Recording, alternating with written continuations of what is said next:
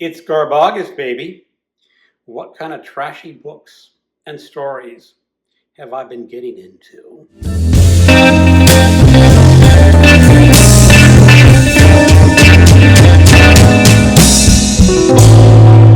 Welcome to my channel. Another Boobiephile reads Playboy for the articles, because in the month of August, all hosts need a naughty channel name. And this is the continuation of week 1, Anything Goes. It is 10 days that we're counting as 1 week, where anything trashy fits in. I am reading the Garbology Anthology, a book created by Troy Trade-Up and Criminali, and it features short stories written by YouTube creators and subscribers. I am not going to discuss the stories individually at this time. At the end of the month, I will be talking about the book as a whole. But I am reading 1 short story per day to get to the end of the anthology. A couple of days I had to double up on short stories because it had more than 30 stories in it. But now I'm on track to only have to read 1 story per day. I also committed to reading a short story every day for GarbAugust. I may have to back down from that a bit because I am reading the Garbology short stories, and these short stories were in addition to what I was reading for Garbology. And I did read 7 short stories. Again, for the coming weeks, I think I'm going to back down on my pace because it's going to be a lot of short stories to discuss. And some of them are only going to get the briefest of mentions. The first was Milked on the Ranch by Callisto. It is a Kindle Unlimited short story listed as erotica. And the premise is really sort of similar to In the Barn by Piers Anthony, a very famous short story published in, again, Dangerous Visions, edited by Harlan Ellison. But this story lacked none of the vision, none of the scope, none of the style, none of the interest in Piers Anthony's short story. But in this short story, a woman's car breaks down somewhere in the country next to a supposed dairy farm. And on this dairy farm, they are milking beautiful young women. And it makes all the young women incredibly horny. And all the farmhands have to have sex with these women who are being milked. This goes beyond trash. This was just plain bad. It's listed as erotica, but there was nothing really sexy about the story, even though there was lots of genital to genital contact described. The author is listed on Amazon as being a woman. I doubt that. I think it is a fake photo that the author put up. I really can't understand this story's appeal at all and cannot recommend it at all. The next story I read was from an anthology, Monsters Really Do Exist by David B. Harrington. It is a fine horror, thriller type of short stories. It does not really contain anything supernatural, but it is about a janitor and his encountering some bizarre children in a Catholic school. Next was Mistress of Snarling Death by Paul Chadwick from my mega pack of pulp short stories. It was from the 1930s. It is about a man who is going to a distant farmhouse to meet an old friend of his father's who's in some trouble. And it gets really rather pulpy and weird. It's a fine story. I don't think it's going to be the best of the pulp stories that I read. Next was another Kindle Unlimited short story, Serving My Master by Elizabeth Down.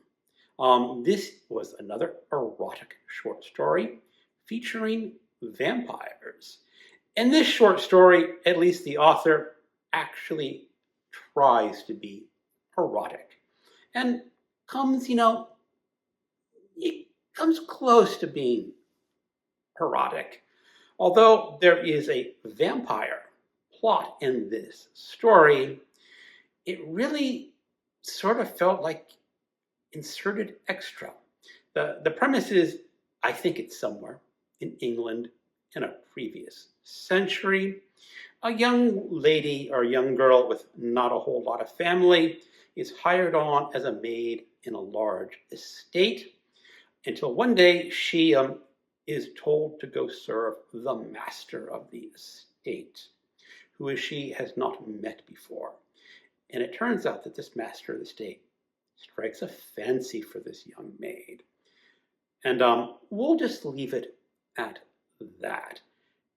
It's fair. I doubt I would be picking up more by this author, even though she has a number of other Kindle Unlimited novels available. From the anthology Hotter Blood, edited by Jeff Glebe and Michael Garrett, I read a short story called Nocturne. And this is about a man, I think it's New York City. It is New York City, who discovers that a beautiful model is subletting an apartment above him. And he's madly in love with this beautiful model. And then he discovers a book called Nocturne, which allows him to basically disincorporate from his body, where he can go visit this beautiful model in her apartment alone. She likes to sleep naked. It's a fairly good short story. Not a classic, but fairly good. Then from the Men's Adventure Quarterly, number 9, Croc Attack. And this is something I had to read on my iPad. It did not work on my Kindle because it is basically a digital reprint of a magazine, and it is in full color. This edition is dedicated to stories about crocodile and alligator attacks. And the two short stories that I read were The Avenging Crocodile by Brian O'Brien and Give Me Back My Arm by Roy Baker. The first story was sort of told as if it were nonfiction. It's completely fiction. I am almost absolutely sure about a crocodile that attacks a village man somewhere in Africa. And the second one is about a man who has a lot of hubris when he goes out fishing. He runs a fishing boat, and all the fishermen say, "You have to watch out for the alligators." And he goes, "Nah, I don't have to worry about the alligators." But the story is called Give Me Back My Arm. I think you know where that story's going. There are more stories in this magazine that I have not read yet. I probably will try to get to them eventually. It is available on Kindle Unlimited, so it's pretty interesting. I may eventually want to try buy one of the magazines because it's really not a good fit even on my Kindle iPad, which is like a 12-inch iPad. But it's fun. They're kind of fun. They have lots of interesting photos, or illustrations, I should say. And those are the short stories that I read this week. Worst of the bunch definitely Milked on the Ranch, and the best, Nocturne by John L. Brine. I don't think I mentioned his name initially. That would be followed up as a close second with Walrus in a Brothel by David Harrington from the Monsters Really Do Exist collection. Now on to the books that I finished. Night Killers by Richard Lewis, originally published in 1983. This author specialized in animal attack books. I have read his book, The Spiders and the Devil's Coach Horse, sometimes published in the US as The Black Horde. This is probably the least interesting of those three novels that I read, but for a killer animal book, it's really not all that bad. It had its moments. It starts off with a serial killer in London. He is bringing back one of his victims to his lair. And let's just say he doesn't quite dispose of the body properly. And he himself gets killed. And because of that incident, there are cockroaches living in his lair, and the cockroaches learn to feast on the dead body of his victim. And from there, the cockroaches decide that they like human flesh. Now, there's not actually a whole lot of killer animal action in this book. The author builds up his characters a lot, sort of like James Herbert did in The Rats. He's nowhere near as good as James Herbert, but you do get to know some of the characters, and they sort of like spaced out between the book, so you'll get a little bit of a main character, then you get to introduce some of the victims, and it all wraps up nicely at the end. The end of the book, you scratch your head and he had to do something about the killer cockroaches, but his solution, it just didn't work very well. He wanted to try to come up with something original, and I think he fell flat. Also, this book, I think, is kind of hard to find. This author is mostly out of print now, but if you happen to come across a Richard Lewis book, either this, the Night Killers, the Devil Coach Horse, the Black Horde, or the Spiders, I would go ahead and pick them up. If you like killer animal books, they are certainly entertaining.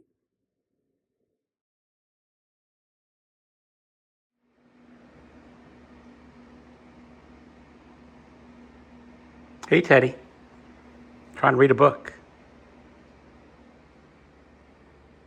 I'm trying to read a book, Teddy.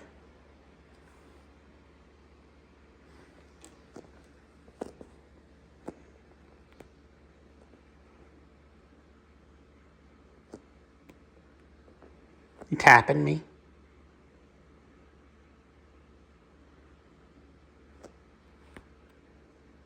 You tapping me for attention?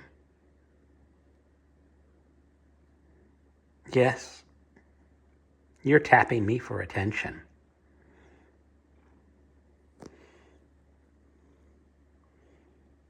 And Bella, you're just rolling around.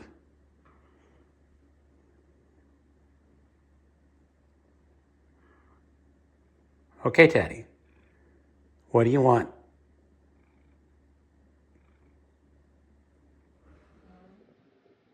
Next, I read Children of the Black Sabbath by Anne Hebert, translated from the French, originally published in the 1970s. This book is sort of a cross between literary fiction and horror. I think the author's more known for her literary fiction, and she sort of stepped out into a foray of horror. Let me read a little bit from the back cover.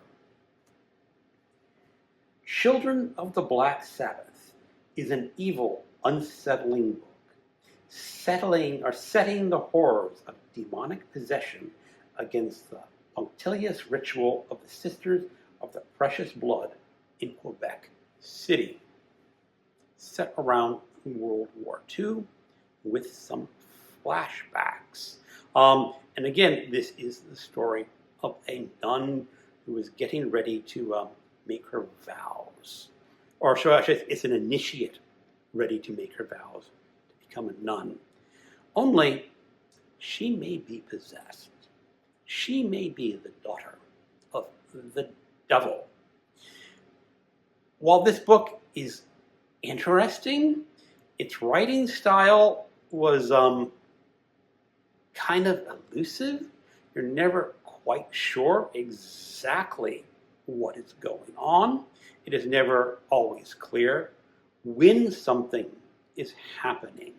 And I think that's because the author had literary origins, and she's trying to make this story a little bit less salacious. I don't think it was entirely successful. Again, this is an out-of-print book. I looked it up recently. It's really rather hard to find on thrift books or Amazon, and it can get really rather expensive. I was fortunate that I picked this one up for about $7, and really about $7 is all I would pay for this book. The last book I read was Death World by Harry Harrison, originally published in 1960. I believe this was Harrison's first published novel. It is the story of a gambler who has some psi powers. He can manipulate dice just a little bit. So he can go into a gambling place, a casino, and usually come out a winner. He is approached by a man who wants him to bet a huge amount of money, massive amounts, enough to last a lifetime if he wins, because he needs to take a portion and buy arms for his planet. And this planet is the most deadly planet in the universe. In this story, there are probably hundreds and thousands of inhabited planets. And this one, every form of life is a killer. Every blade of grass is poisonous. Every insect bite is deadly. But the main character, the gambler, wins his millions of credits and decides he wants to go visit this planet. And things kind of go cattywampus after that, because this planet is really super deadly, and there may be a secret behind that deadliness. It is maybe a stretch to call it trash. It is definitely the lower end of science fiction, not really pretending to be anything else other than an exciting story. And it is a really exciting story because you get into this planet. You get into its very lethal life forms and just every way this planet can kill someone. So I think Death World is a really great science fiction novel, and I kind of think it does count as trash, especially when you consider like men's adventure novels trash. This is sort of like a men's adventure in space. I can highly recommend it. I think it's also public domain for some reason, so you can probably pick it up real cheap on Kindle or even audiobook. Check it out. So how am I doing on my GarbAugust bingo? Let's see what I can check off. Killer kids, no. Sexy vampires, yes. Serving my master. Does count as sexy vampires. Trash in translation, Children of the Black Sabbath. Cults. there kind of is a cult in Children of the Black Sabbath, dealing with devil worship.